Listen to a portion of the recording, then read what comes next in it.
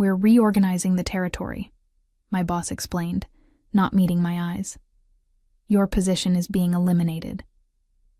I sat across from Marcus Reed in his office at Veltrix Optics, staring at the termination letter he'd slid across his desk. The ink on the $2 million contract I'd just secured wasn't even dry yet. "I understand," I replied, my voice calm despite the storm brewing inside me. "Thank you for the opportunity. My name is Cassandra Doyle, a 36-year-old senior sales executive in Plano, Texas, and I'd just been robbed of the biggest commission check of my career. For 8 months, I'd poured everything into landing this client, Horizon Innovations. I'd flown across the country 12 times, sat through 43 negotiation rounds, personalized countless pitch decks, and built a relationship with their CEO that went beyond business. And now, 2 weeks before my commission would pay out, Marcus had decided my position was redundant.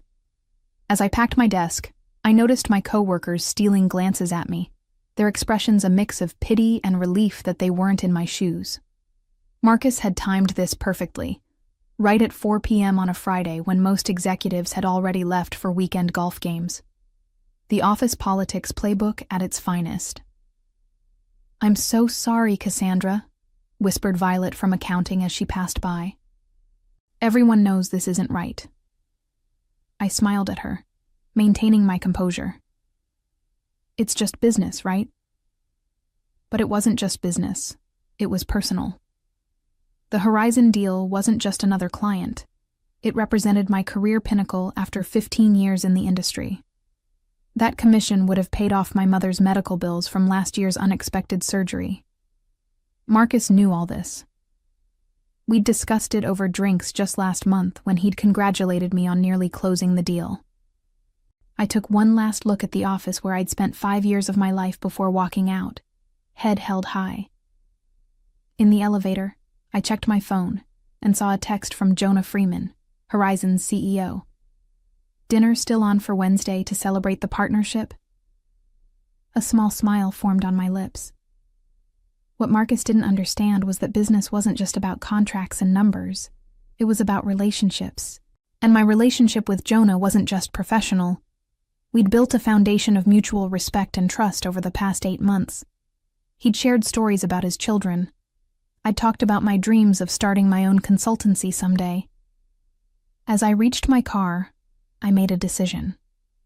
This wasn't over. Not by a long shot. For 5 years, I'd been one of Veltrix's top performers. I'd built my client roster from scratch, turning struggling accounts into gold mines. Last year alone, I'd brought in $4.3 million in new business.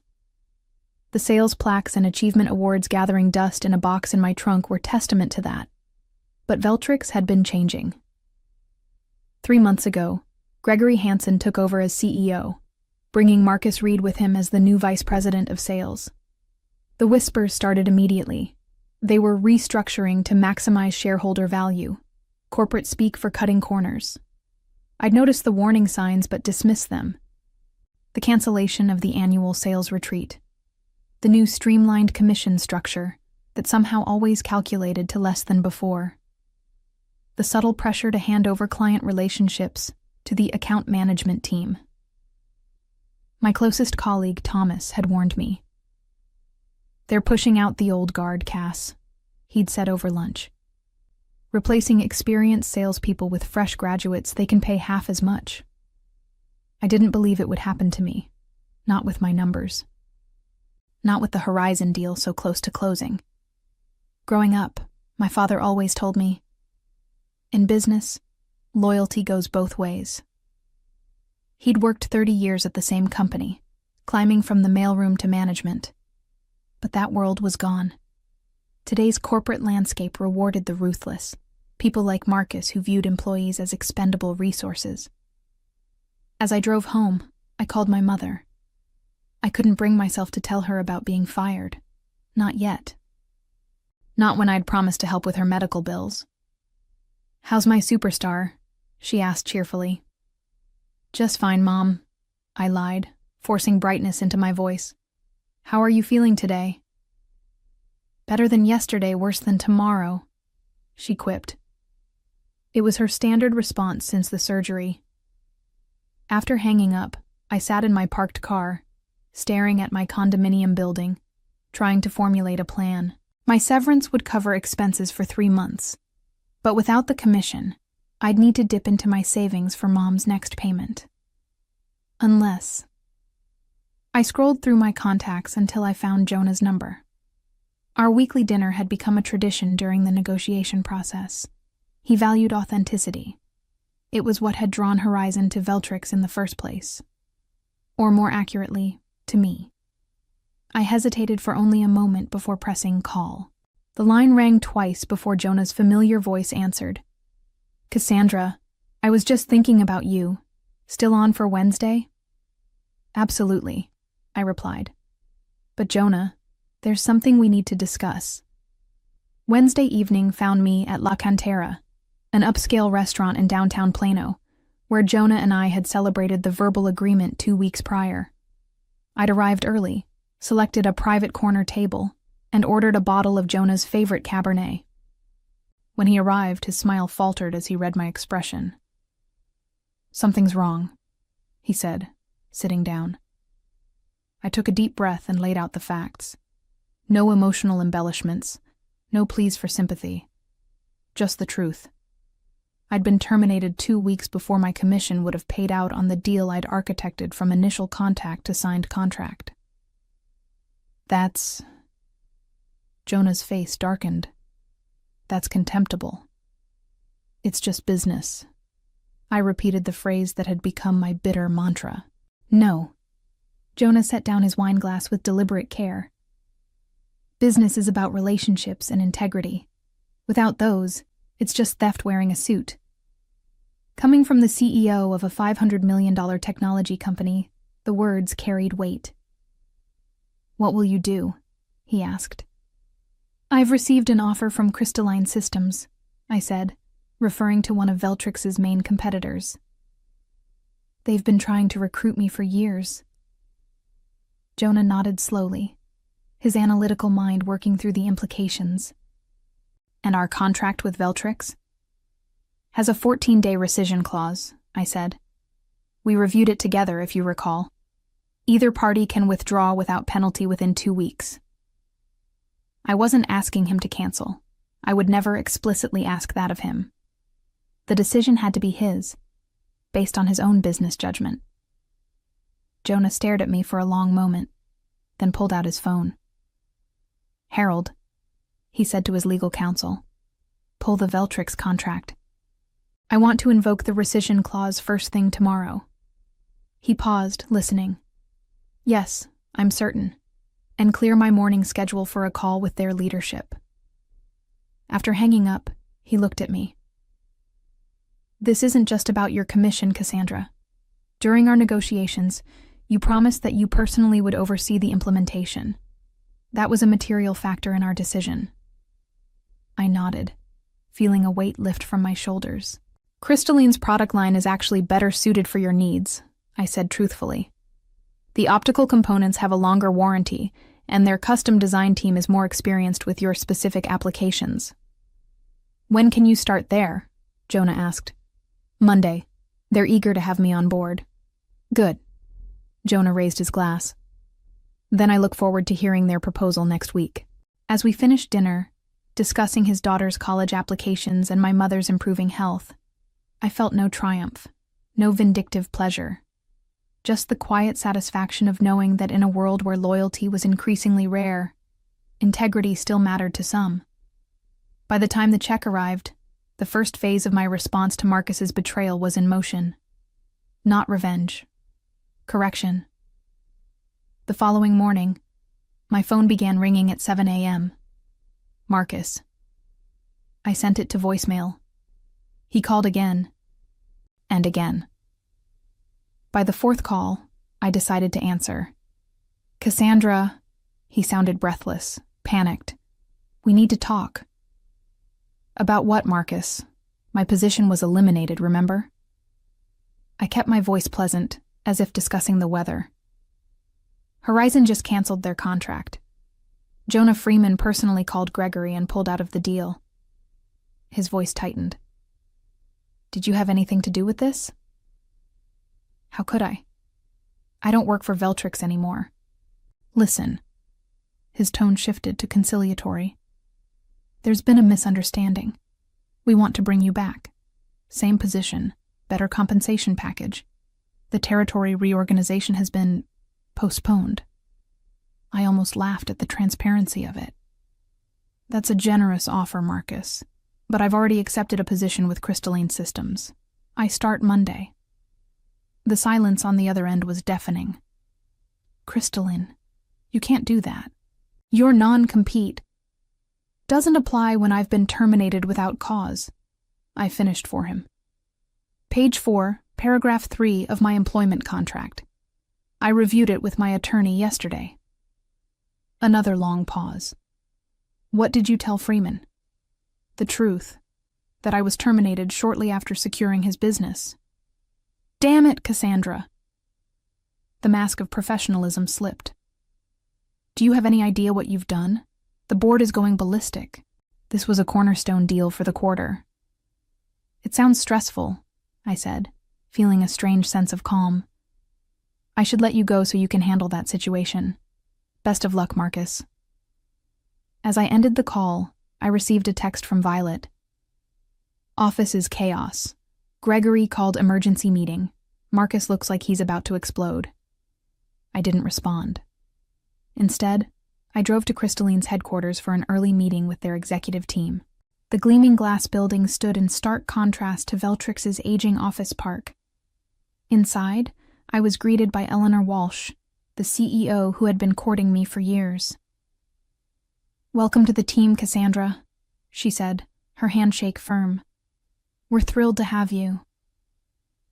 Thank you for the opportunity, I replied, the words carrying more sincerity than when I'd said them to Marcus. Eleanor led me to a conference room where the executive team waited.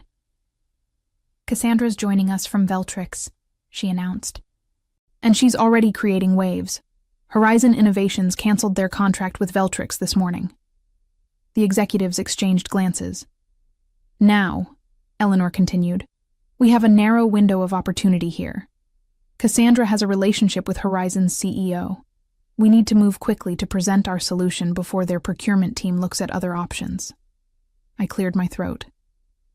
I've tentatively scheduled a meeting with Jonah next Wednesday. He's expecting our proposal. Eleanor's smile widened. Perfect. Let's make sure it's irresistible. For the next 3 days, I worked with Crystalline's product team to create a custom package for Horizon. Unlike Veltrix's one-size-fits-all approach, we tailored every aspect to their specific needs. The pricing structure I proposed was actually lower than Veltrix's, with better terms and stronger guarantees. This could be a $2.5 million deal, noted the finance director after reviewing my numbers. With expansion potential to $4 million within 2 years, I added. By Monday afternoon, my phone had accumulated 8 voicemails from Marcus and 3 from Gregory, each more desperate than the last. The final one came just as I was leaving Crystalline's office. Cassandra, this is Gregory Hansen. Whatever Crystalline is paying you, we'll beat it. Name your price. We need you back. I deleted it without responding. Some bridges, once burned, weren't worth rebuilding. Wednesday arrived with unexpected tension. Despite my confidence in Crystalline's superior offering, years in sales had taught me that nothing was certain until contracts were signed. As our team prepared to leave for the meeting with Horizon, I received a text from a number I didn't recognize. It's Thomas. Used Violet's phone. Urgent. Marcus is meeting with Jonah right now, offering 30% discount plus free implementation. My stomach dropped. Marcus was making a desperate countermove. I showed the message to Eleanor. Can we head over now? I asked. I think we may need to get ahead of this.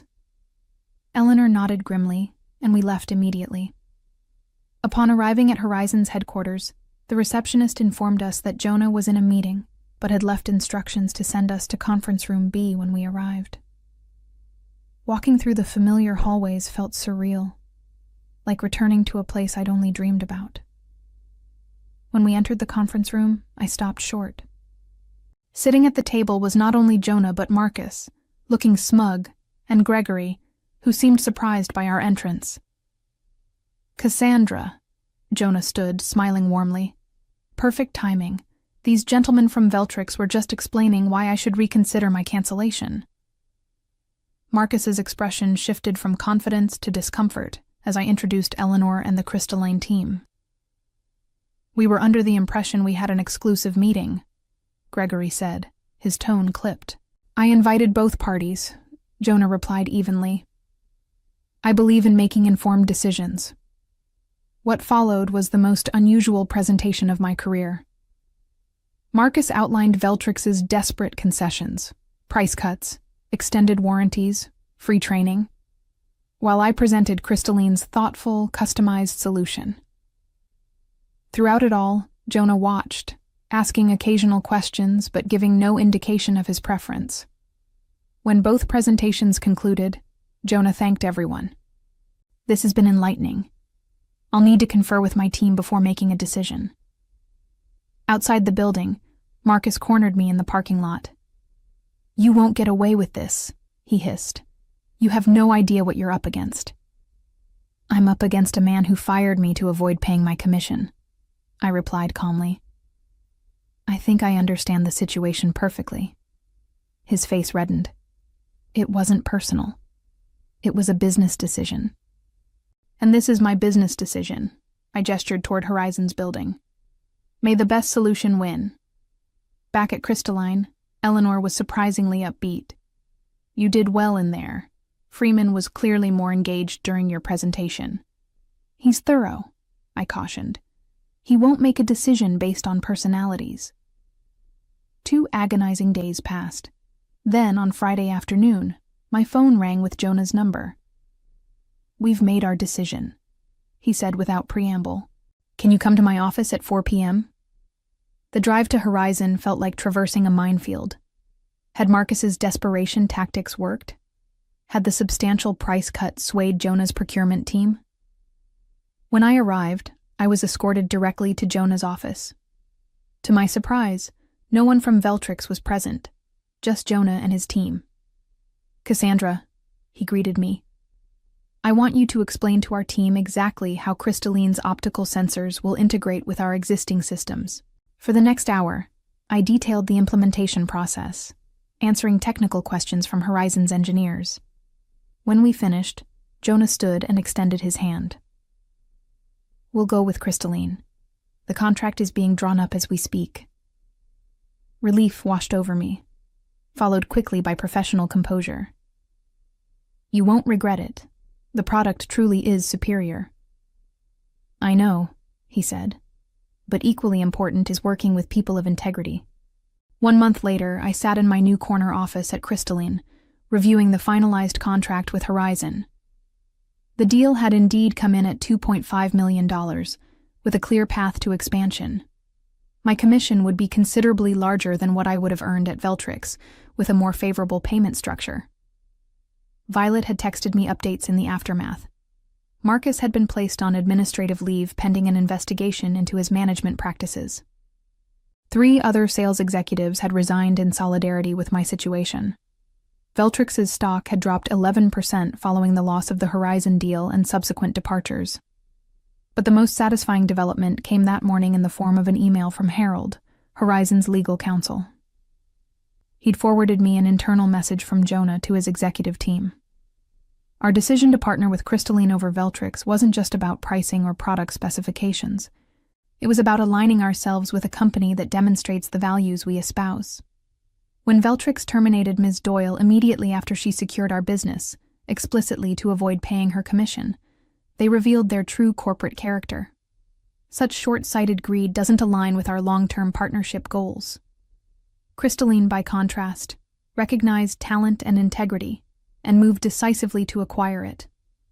That's the kind of business instinct we respect. I printed the email and pinned it to my wall, not as a trophy, but as a reminder of what truly mattered in business. Eleanor stopped by my office that afternoon. "I just got off the phone with Bedford Industries," Apparently, their procurement officer heard about how we acquired the Horizon contract and wants to discuss moving their business to us. I raised an eyebrow. Bedford. They've been with Veltrix for years. 7 years, she confirmed, worth about $1.8 million annually. They're concerned about stability and leadership over there. Word was spreading. What Marcus had done to me wasn't just an isolated incident of corporate callousness. It was becoming a cautionary tale in our industry. That evening, as I was preparing to leave, my assistant forwarded a voicemail from Gregory Hansen. "Cassandra, this is Gregory. I want you to know that Marcus Reed no longer works at Veltrix. His actions were not authorized by me or the board. We'd still like to discuss your potential return. Please call me." I deleted the message without a second thought. My new office had a view of the downtown skyline. My team was skilled and motivated. My compensation package included equity in a growing company that valued relationships over quarterly numbers. More importantly, I'd received a call from my mother's doctor that morning. The latest tests showed significant improvement. With my new financial situation, I'd been able to move her to a better specialist, one not covered by her insurance. As I drove home, I reflected on the past 5 weeks. I hadn't sought revenge when Marcus betrayed me. I'd simply ensured that consequences found him through his own actions. I hadn't torn down Veltrix. They'd undermined themselves by prioritizing short-term gains over sustainable relationships. My phone buzzed with a text from Jonah. "Implementation team says everything's ahead of schedule. Dinner next week to celebrate?" "Absolutely," I replied. "First round's on me." My father's words about loyalty going both ways echoed in my mind. While the corporate world had changed since his time, some principles remained eternal: integrity, relationships, and the understanding that how you treated people always came back to you in the end. Marcus had taught me a valuable lesson, though not the one he intended. In business, as in life, your reputation wasn't built on what you said, but on what you did, especially when you thought no one was watching. 6 months after joining Crystalline, I stood at a podium accepting the Sales Executive of the Year award at the annual industry conference.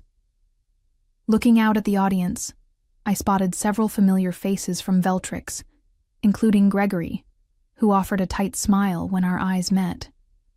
My acceptance speech was brief and focused on the importance of business ethics and relationship building. I didn't mention Veltrix or the circumstances that led to my departure. I didn't need to. Everyone in the room knew the story. Success in sales isn't just about closing deals, I concluded. It's about creating true partnerships where both sides win. When we forget that, we're no longer sales professionals. We're just transaction processors. The applause was gratifying, but what happened afterward was even more so. A steady stream of industry colleagues approached me, some to offer congratulations, others seeking advice, and a few, quietly, inquiring about opportunities at Crystalline. Bedford Industries had indeed moved their business to us, followed by 2 other major Veltrix clients. Our company's market share had grown 15%, while Veltrix's had declined by almost 20%. Jonah found me at the reception afterward. "Congratulations," he said, clinking his glass against mine. "Well deserved." "Thank you for taking a chance on Crystalline," I replied. "How's the implementation going?" "Ahead of schedule and under budget," he said. "Your team is exceptional." "They are," I agreed, "and so is yours." We chatted briefly about future projects before he was called away by another associate. As I watched him leave, Eleanor approached. "Have you seen this?" she asked, showing me her tablet. The headline read, "Veltrix Optics announces layoffs amid continuing market struggles." The article mentioned that Gregory Hansen had stepped down as CEO, replaced by the board chairman as interim leadership. I felt no joy at the news, only a sense of inevitability. The autumn wind scattered leaves across the sidewalk as I approached the care facility where my mother now lived. Thanks to my improved financial situation, she had a private room in the best rehabilitation center in Plano, with daily physical therapy and cutting-edge treatments. "There's my girl," she beamed as I entered, setting aside the book she'd been reading. At 68, she still had the sharp wit and warm smile that had guided me through life's challenges. "How's the new medication working?" I asked, taking the chair beside her bed. "The doctor says I'm responding better than expected," she replied. "I might be able to move back to my own place by Christmas." "That's wonderful, Mom." "And how's my corporate warrior doing? Still conquering the business world?" I smiled, updating her on recent developments. I'd been promoted to Vice President of Strategic Accounts at Crystalline, with a team of 12 sales executives reporting to me. The Horizon implementation had been so successful that they'd expanded the contract to include 2 additional divisions, bringing the total value to $3.8 million. "You know what your father would say about all this," she said, a wistful look crossing her face. "Success is best when it's earned honestly," I quoted. She nodded. "He would be so proud of you, Cassandra. Not just for your achievements, but for how you've achieved them." After leaving the facility, I drove to a local coffee shop where I'd agreed to meet Thomas. He'd left Veltrix the previous month and had been interviewing with several companies. "I've got good news," he said as soon as I sat down. "I accepted an offer from Meridian Technologies." "Congratulations. Sales position?" "Sales director," he replied, unable to contain his grin. 15% higher base than Veltrix, better commission structure." "They're lucky to have you," I said sincerely. "I almost called Marcus to thank him," Thomas joked. "Being associated with Veltrix these days is like having a golden ticket to the competition." As I built my new team and career at Crystalline, I occasionally thought about Marcus and the lesson he had inadvertently taught me. In the end, how we treat others determines not just their fate, but our own. My revenge wasn't in destroying him. It was in succeeding despite his attempt to devalue my contribution. The greatest vindication wasn't watching his downfall, but creating my own ascent.